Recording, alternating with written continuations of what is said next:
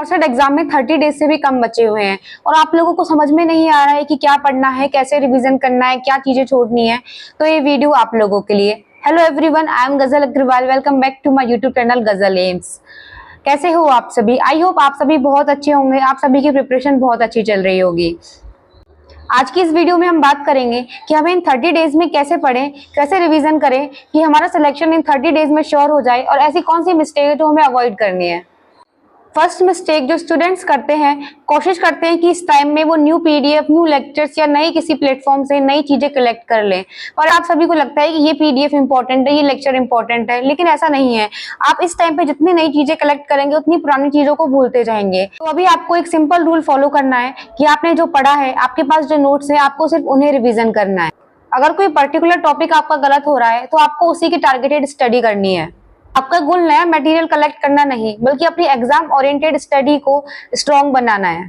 Second mistake जो सभी student करते हैं, सोचते हैं कि हम इस टाइम में पूरा सिलेबस दोबारा पढ़ ले। अगर आप सोच रहे हैं कि मैं आज फर्स्ट चैप्टर से स्टार्ट करूं और इन 30 डेज में पूरा सिलेबस एक बार फिर से पढ़ लूं, तो प्रैक्टिकली ये चीज पॉसिबल नहीं है, क्योंकि आप लोगों के पास अभी लिमिटेड टाइम है। अभी आप लोगों को क्या करना है, आइडेंटिफाई करना है कि कौन से टॉपिक आपके स्ट्रॉन्ग है, कौन से मॉडरेट है और कौन से ऐसे हैं जो जेन्युइनली वीक है। जो स्ट्रॉन्ग टॉपिक है आपको उन्हें मेंटेन करना है, और जो मॉडरेट है उन्हें आपको मेंटेन रखना है और बार बार उनका रिवीजन करना है।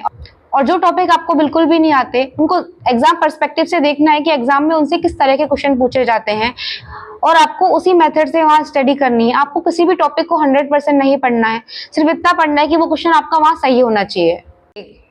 सिर्फ पढ़ना और एमसीक्यू सॉल्व नहीं करना। नॉर्सेट जैसी बिग एग्जाम के लिए सिर्फ थ्योरी पढ़ना ही एनफ नहीं होता, आप लोगों को एमसीक्यू प्रैक्टिस भी करनी होती है। आप जितना ज्यादा क्वेश्चन सॉल्व करेंगे, आपको समझ में आएगा कि आप सिली मिस्टेक कहाँ कर रहे हैं, आपके कौन से कॉन्सेप्ट वीक हैं।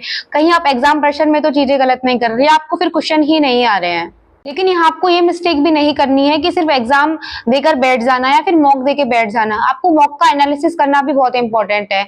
लाइक आपने 100 क्वेश्चन का पेपर दिया है, आपके 20 क्वेश्चन गलत हुए, तो आपको सिर्फ ये देख के नहीं छोड़ देना है कि आपके 20 क्वेश्चन गलत हुए हैं। आपको ये भी देखना है कि वो 20 क्वेश्चन आपने कैसे गलत, आपको कॉन्सेप्ट नहीं आता था, या आपने सिली मिस्टेक में वो क्वेश्चन गलत किया, या फिर किसी और वजह से वो क्वेश्चन गलत हुआ। इससे ये होगा कि आपकी प्रिपरेशन बहुत स्ट्रांग होगी और आप वहां नॉर्सेट एग्जाम में ये क्वेश्चन गलत कम करोगे। फोर्थ मिस्टेक, मॉक टेस्ट के रिजल्ट से अपनी वर्थ डिसाइड करना। जरूरी नहीं है कि आपके हर टेस्ट में सेम नंबर आए, कभी आपके 60%, कभी 70 या कभी 40% भी आ सकते हैं, लेकिन इससे आपको डिमोटिवेट नहीं होना है। हो सकता है कि कभी पेपर टफ हो या कभी इजी हो। एक मॉक टेस्ट के रिजल्ट से अपनी वर्थ डिसाइड मत कीजिए और ये कंक्लूजन मत निकालिए कि मेरा नॉर्सेट क्लियर होगा या नहीं होगा।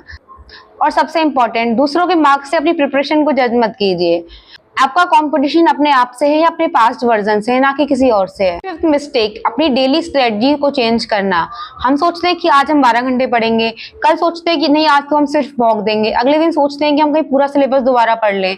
ऐसा नहीं है। आपको इन 30 डेज में अपने टाइम शेड्यूल को फिक्स करना है। ऐसे अपना टाइम वेस्ट नहीं करना है कि हम आज क्या कर रहे हैं, कल क्या कर रहे हैं। ऐसे में आपको एक रियलिस्टिक रूटीन चाहिए, और वो रियलिस्टिक रूटीन भी प्रैक्टिकल होना चाहिए। ऐसा नहीं है कि वो रूटीन देख के आपको खुद को डर लग जाए और वो प्रैक्टिकली इम्पॉसिबल दिखे। तो रूटीन ऐसा बनाओ कि वो पॉसिबल हो और आप उसे फॉलो कर पाओ। हर दिन परफेक्ट नहीं होता है, किसी दिन हम 10 घंटे पढ़ते हैं, किसी दिन 14 घंटे या फिर किसी दिन 6 घंटे। ऐसे में आपको डिमोटिवेट नहीं होना है। आपका हर दिन सेम वे में नहीं जाता है। बस ऐसे में आपको अपने आप को मोटिवेट रखना है कि आप डेली कंसिस्टेंसी से बस पढ़ें। ये दिमाग नहीं लगाना है कि हमने कल कम पढ़ाई की या फिर हमने परसों ज्यादा पढ़ाई की। एंड सिक्स्थ मिस्टेक, अपने रिवीजन को पोस्टपोन करना।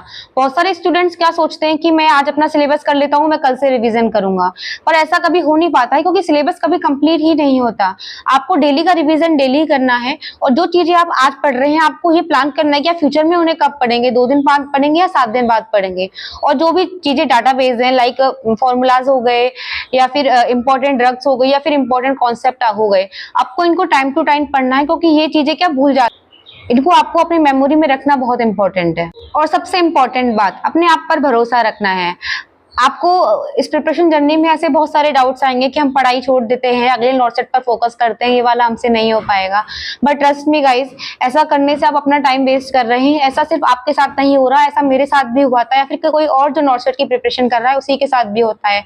आपको बस अपने आप को पॉजिटिव फील करवाना है, और जो भी आप कमियां कर रहे हैं उन कमियों पर ध्यान देना है। जैसे कि आप क्वेश्चन सॉल्व नहीं कर रहे हैं तो क्वेश्चन कीजिए, रिवीजन नहीं कर रहे हैं तो रिवीजन कीजिए, लेकिन अपनी कमियों पर ध्यान दीजिए, अपनी कमियों पर काम कीजिए।